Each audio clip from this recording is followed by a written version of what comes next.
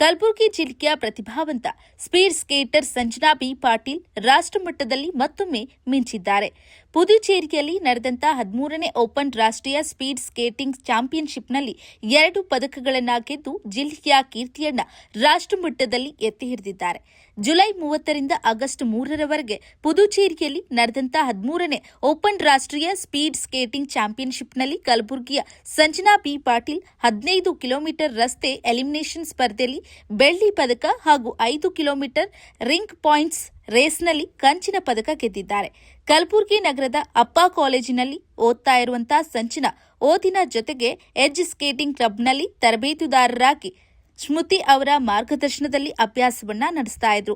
ದೇಶದ ವಿವಿಧ ರಾಜ್ಯಗಳ ಸ್ಪರ್ಧೆಗಳ ನಡುವೆ ಅತ್ಯುತ್ತಮ ಪ್ರದರ್ಶನ ನೀಡಿ ಮತ್ತೊಮ್ಮೆ ತಮ್ಮ ಪ್ರತಿಭೆಯನ್ನ ಸಾಬೀತು ಮಾಡಿದ್ದಾರೆ. ಪುದುಚೇರಿಯಿಂದ ಕಲಬುರಗಿಗೆ ಆಗಮಿಸಿದಂತ ಸಂಜನಾ ಅವರನ್ನ ಎಡ್ಜ್ ಸ್ಕೇಟಿಂಗ್ ಕ್ಲಬ್ನ ಪದಾಧಿಕಾರಿಗಳು, ಮಕ್ಕಳು, ಪೋಷಕರು ಹಾಗೂ ಕ್ರೀಡಾ ಅಭಿಮಾನಿಗಳು ಹೂಗುಚ್ಛ ನೀಡಿ ಆತ್ಮೀಯವಾಗಿ ಸ್ವಾಗತಿಸಿ ಸನ್ಮಾನಿಸಿದ್ದಾರೆ. ಈ ಸಂದರ್ಭದಲ್ಲಿ ಮಾಧ್ಯಮದವರೊಂದಿಗೆ ಮಾತನಾಡಿದಂತ ಕ್ರೀಡಾಪಟು ಸಂಜನಾ ಪಾಟೀಲ್ ತಮ್ಮ ಸಾಧನೆಯ ಶ್ರೇಯಸ್ಸನ್ನ ಕೋಚ್ ಸ್ಮೃತಿ ಮತ್ತು ಪೋಷಕರಿಗೆ ಸಲ್ಲಿಸಿದ್ದಾರೆ. ನ್ಯಾಷನಲ್ ರ್ಯಾಂಕಿಂಗ್ ಇತ್ತು ಪಾಂಡಿಚೇರಿ. ಅಲ್ಲಿ 4 ಡೇಸ್ ಇವೆಂಟ್ ಇತ್ತು, 31st ಹಿಡಿದು 2nd ತನಕ. ಆ್ಯಂಡ್ ನಾನು 4 ಇವೆಂಟ್ಸ್ ಪಾರ್ಟಿಸಿಪೇಟ್ ಮಾಡಿದ್ದೆ. ಅದ್ರಾಗ 15,000 ರೋಡ್ ಎಲಿಮಿನೇಷನ್ ಮತ್ತು 5K ಪಾಯಿಂಟ್ಸ್ ಟ್ರ್ಯಾಕ್ ಎಲಿಮಿನೇಷನ್ದಾಗ 15,000 ರೋಡ್ ಎಲಿಮಿನೇಷನ್ಗೆ 2nd ಮೆಡಲ್ ಬಂತು ಮತ್ತು 5,000 ಟ್ರ್ಯಾಕ್ ಎಲಿಮಿನೇಷನ್ದಾಗ 3rd ಮೆಡಲ್ ಬಂತು. ನನ್ನ ಕೋಚ್ ಮತ್ತು ಪೇರೆಂಟ್ಸಿಗೆ ಥ್ಯಾಂಕ್ಸ್ ಹೇಳಕ್ಕೆ ಇಷ್ಟಪಡ್ತೀನಿ. ಅವ್ರ ಸಪೋರ್ಟ್ ಇರಲಾರ್ದೆ ನಾನು ಇದನ್ನು ಬರ್ತಿದ್ದೆ. So there were 21 states who had participated in this event altogether, and 1,400 participants were there in this event. And there were different races. So Sanjana is a long racer, so she does long events. So she did 5 kilometer, 15 kilometer, 1 kilometer races and all. And there will be short event also. But since she is a long skater, she participated in long.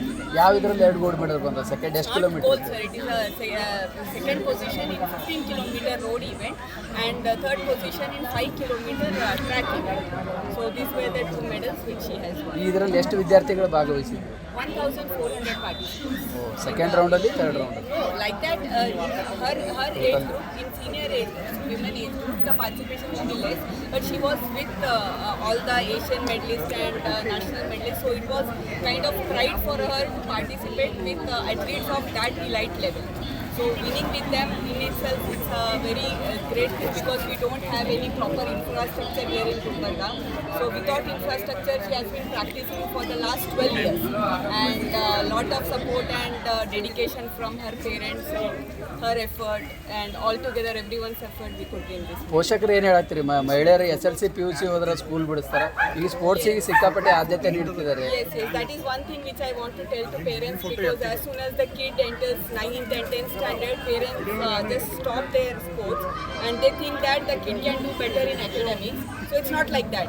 Doing 2 hours of sports in the morning or evening doesn't cause any issue to their academics. So all the kids who have been training from my club and who have been through 10th standard, 12th standard and been the sport, they have not scored any less than other kids who have been only studying. So I don't think it's a misconception that sports with studies will get lesser marks or something. News alert, ನಿಮ್ಮಿಂದ ನಿಮಗಾಗಿ.